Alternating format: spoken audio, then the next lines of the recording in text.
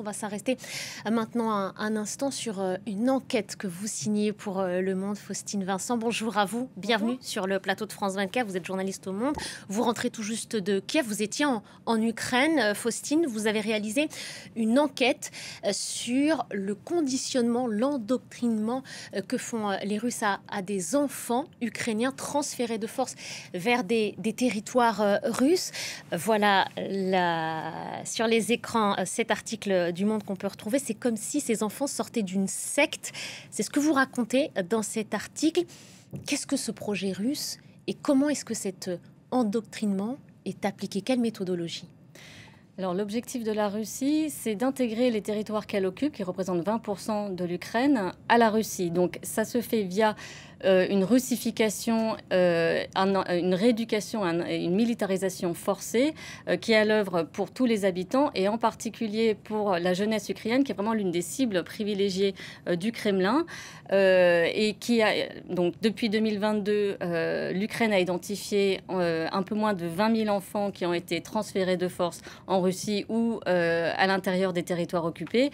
À ce jour, vous en avez 1762 qui ont été rapatriés. Elle s'efforce depuis 3 ans d'en rapatrier le plus possible.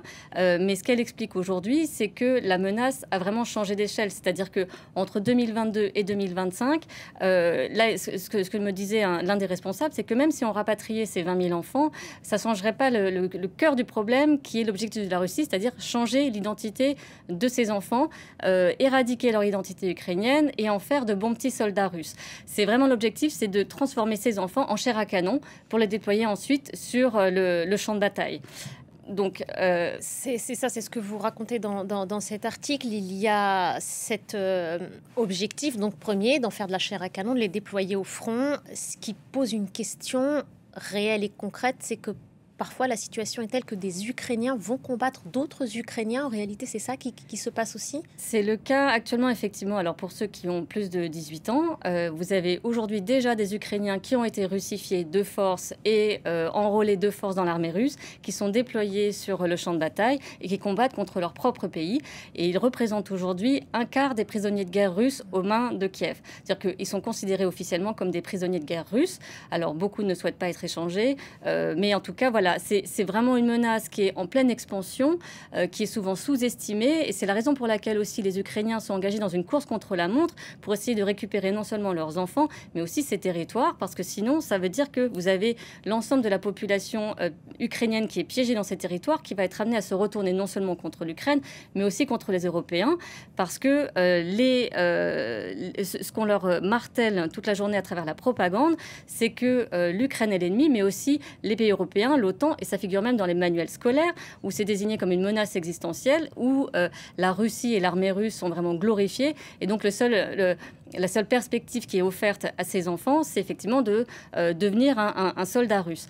Ça, c'est fait donc à travers la propagande, qui est vraiment extrêmement puissante, au point où... Vous en donnez un exemple, Faustine Vincent, de cette propagande et de ce conditionnement. Très concrètement, on leur fait voir des images, on crée tout un environnement autour de ces enfants pour les pousser à se retourner contre leur propre pays. Vous voulez bien nous donner un exemple? Absolument. Ils baignent vraiment dans un monde russe. Et l'un des exemples les plus frappants, parce que ça ressemblait vraiment à une expérience de laboratoire, c'est dans ce qu'on appelle les camps de filtration, qui sont en fait des espèces de checkpoints géants qui sont installés par la Russie dans les territoires occupés en Russie pour filtrer les habitants qui souhaitent en sortir. Et dans ces camps de filtration, il y a une fille qui avait raconté, qui a réussi à être rapatriée en Ukraine, qui racontait que quand on leur diffusait des vidéos de l'Ukraine, ils avaient faim, il faisait froid et ça sentait mauvais.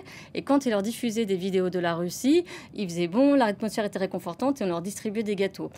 Donc vous avez vraiment un conditionnement qui est total. Vous avez aussi des propos répétés en permanence sur le fait que l'Ukraine est un État failli, qu'elle est partagée en deux, qu'elle a perdu, que la Russie a gagné. Et donc tout ça fait que quand les enfants sont rapatriés, ils sont complètement perdus, ils font plus confiance à personne, ils sont dans un niveau de traumatisme qui est très différent de celui dans lequel sont les enfants qui ont été traumatisés en Ukraine à proprement parler, en tout cas Ukraine libre, où ce que racontent les organisations, c'est que ces enfants ne jouent pas, ne parlent pas, ne regardent même pas les gens dans les yeux, et surtout ils sont extrêmement dociles, ils se comportent comme des petits soldats. Ouais, qui ne pose pas de questions et qui ne pose pas de problème, et je mets des guillemets. Il y a un programme qui est mis en place pour pouvoir accompagner ces enfants sur au moins 2 ans, je crois, et l'objectif, c'est littéralement de les déprogrammer. Oui, en fait, c'est vraiment l'enjeu aujourd'hui pour ces enfants qui ont pu revenir, c'est de les désendoctriner, de leur délaver le cerveau. C'est le terme qui est aussi employé par certains parce que... Il y a un accompagnement psychologique qui est mis en place pour pouvoir vraiment... Il y a un accompagnement, alors il y a vraiment un protocole qui est mis en place. Tous les enfants, déjà, quand ils reviennent de ces territoires ou de Russie, sont interrogés à la frontière par une psychologue. Et derrière une vitre sans teint, vous avez des représentants des services de sécurité, de la police, de la protection de l'enfance, et le procureur général qui leur pose des questions et qui permettent de mieux comprendre un peu comment fonctionnent les Russes. Mais après, effectivement, ces enfants sont pris en charge et tout l'enjeu consiste à les réhabiliter, les réintégrer dans la société en misant sur l'environnement. C'est-à-dire que familial aussi, l'environnement familial. Alors familial, pour ceux qui peuvent être réintégrés dans des familles alors proches ou lointaines, parce que l'immense majorité de ces enfants qui ont été kidnappés, contrairement à ce que dit la Russie, ont une famille. Mais c'est surtout l'environnement alors scolaire, par exemple, les professeurs, la communauté, etc. Parce qu'ils ne sont pas toujours très bien accueillis. Certains sont accusés de... On leur demande mais pourquoi t'es pas parti plus tôt des territoires occupés, alors que c'est extrêmement compliqué aujourd'hui d'en sortir, que les Russes en laissent partir au compte-gouttes, qu'il faut partir de façon clandestine, qu'il faut passer par les camps de filtration. Vous pouvez être kidnappé, vous pouvez être interrogé, vous pouvez être... menacés. Donc tout ça est extrêmement complexe, mais donc préparer un maximum l'environnement une fois qu'ils sont de retour en Ukraine pour qu'ils se sentent attendus, pour qu'on regagne la confiance de ces enfants et qu'on puisse peu à peu leur expliquer que c'était ce qu'ils ont entendu, ce qui leur a été martelé était faux. Même il y a des cours d'histoire qui leur sont redonnés pour leur expliquer que bah non, en fait c'est pas exactement comme on vous l'expliquait, parce qu'il n'y a plus d'école ukrainienne dans les territoires occupés, c'est une école russe, ils doivent chanter l'hymne russe, etc. Donc vous avez vraiment un accompagnement qui est fait. Et l'Ukraine se targue d'avoir réussi à réintégrer tous ces enfants ou dans leur famille et vraiment jamais à l'orphelinat. Et ce que vous soulignez dans cet article aussi, Faustine Vincent, c'est que plus ce conflit va durer, plus les chances de sauver ces enfants s'amenuisent. C'est ce qu'on peut dire aujourd'hui? Absolument. Là, les Ukrainiens sont très conscients que le temps joue contre eux et que plus le conflit dure, en effet, et plus c'est déjà presque impossible aujourd'hui de retrouver la trace des plus jeunes qui ont été en partie confiés dans des familles d'accueil qui le font pour l'argent d'ailleurs. Oui, certains bébés, même en tout cas très très jeunes, voilà, très jeunes, en échange d'une certaine somme d'argent qui est proposée aux familles russes pour pouvoir les accueillir. Donc, voilà, c'est l'équivalent de $200. Voilà, c'est l'équivalent de $200, ce qui est énorme pour des familles sans ressources. Et ce qui signifie... Alors, du coup, il y a aussi des parents qui sont... Enfin, il y a énormément de parents adoptifs qui ont menacé les enfants, qui leur ont dit si tu n'obéis pas, je dirai à tout le monde que tu es ukrainien, tu vas voir ce qui va se passer, parce qu'ils sont harcelés et persécutés en Russie. Et à leur retour, l'objectif, c'est qu'ils ne le soient pas aussi, ce qui n'est pas toujours le cas, parce qu'on leur reproche parfois de ne pas être partis plus tôt ou de parler ukrainien.